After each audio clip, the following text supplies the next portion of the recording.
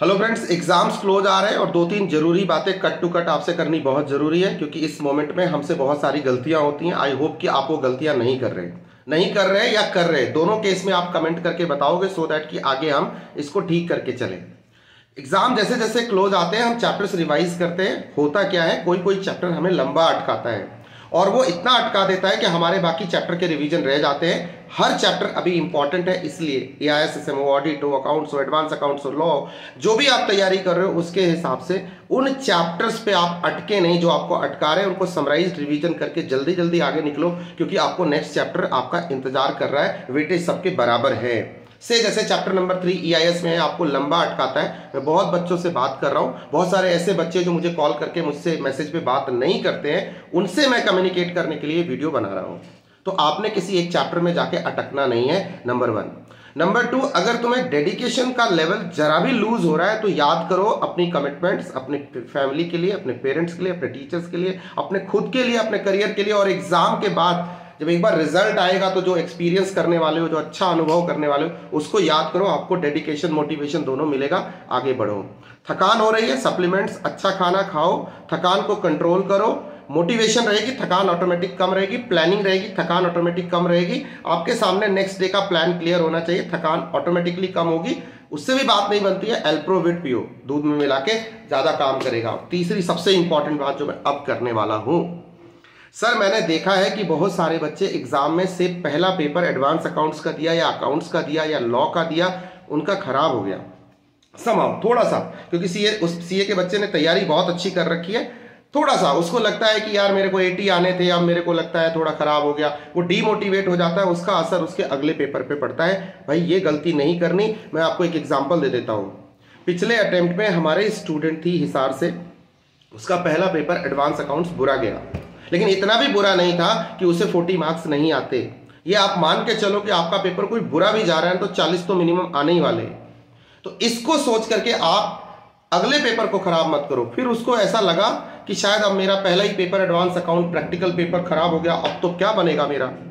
उसने मुझे कॉल किया, सर क्या करूं, ये पेपर छोड़ दूं। मैंने कहा नहीं, अब तुम इसकी सारी भड़ास ऑडिट पे निकालो, फिर सारी भड़ास एआईएसएसएम पे निकालो, फिर सारी भड़ास इसकी एफएम इको पे निकालो।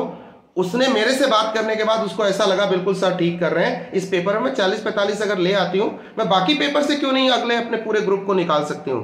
आप यकीन नहीं करेंगे, उसने बहुत अच्छे से तैयारी करी, ऑडिट का पेपर पूरे जोश के साथ दिया, 60+ आए। एआईएसएसएम में 68 या 67 मार्क्स आए, मुझे याद है अभी भी। एफएम इको में 50+ आए, उसका ग्रुप निकल गया। 46 मार्क्स उसे एडवांस अकाउंटिंग में आए थे। अकेले एआईएसएसएम ऑडिट ने उसके पूरे ग्रुप को निकाल दिया। अब सोचो, अगर वो एडवांस अकाउंट्स प्रैक्टिकल पेपर खराब हो गया, ऐसा सोच के ऑडिट खराब हो गया, उसका इंपैक्ट दूसरे पेपर पे डाल देती, उसकी जिंदगी खराब हो जाती, उसका ग्रुप रह जाता, क्या बनता उसका। तो ये सीख देती है कि हमें मोमेंटम, लास्ट मोमेंट तक हर एक पेपर इंपॉर्टेंट है, इंडिविजुअली इंपॉर्टेंट है। एक पेपर दूसरे को कैरी ऑन कर सकता है, एक पेपर दूसरे का बोझ उठा सकता है, एक पेपर 2 पेपर का बोझ उठा सकता है, या एक पेपर 3-3 पेपर को भी रिकवर करके तुम्हें दे सकता है। से कैसा हो कि आपको एआईएसएसएम या ऑडिट में किसी में 70 आ जाए और एफएमई को एडवांस अकाउंट में से 50-50 भी आए, तो क्या बना, उसने सबको कवर कर दिया ना। तो इसीलिए प्रैक्टिकल या थियरी किसी भी पेपर के कम या ज्यादा मार्क्स की संभावना के बेसिस पे, आप खुद से खुद के जजमेंट के बेसिस पे अपना एग्जाम खराब नहीं करेंगे। ये मेरा सबसे इंपॉर्टेंट टिप्स है। अगर आप मुझसे एग्री करते हो तो कमेंट बॉक्स में लिख के बताना, yes sir we are not going to do this mistake. एक पेपर खत्म होगा एडवांस अकाउंट्स का, मैं पलट के उस पेपर को नहीं देखूंगा, मैं दिमाग में ये मान के चलूंगा कि मुझे 50 तो मिनिमम आने वाले हैं, और 80-90 आते हैं तो वेल एंड गुड। इसी के साथ साथ आप सब पेपर के साथ इसी तरह से करेंगे। जिस दिन एआईएसएसएम का भी पेपर होगा, आप पलट के नहीं देखोगे, आप सिर्फ एफएम इको की बात सोचोगे उस दिन, क्योंकि आपको पता होगा कि सर 50 तो किसी भी हाल में मुझे इस पेपर में आने ही आने, क्योंकि आपने प्रिपरेशन बहुत अच्छी की है। मेरे 2-3 टिप्स बहुत ध्यान से रखना। खुद से खुद के पैर पे कुल्हाड़ी मत मारना इस टाइम।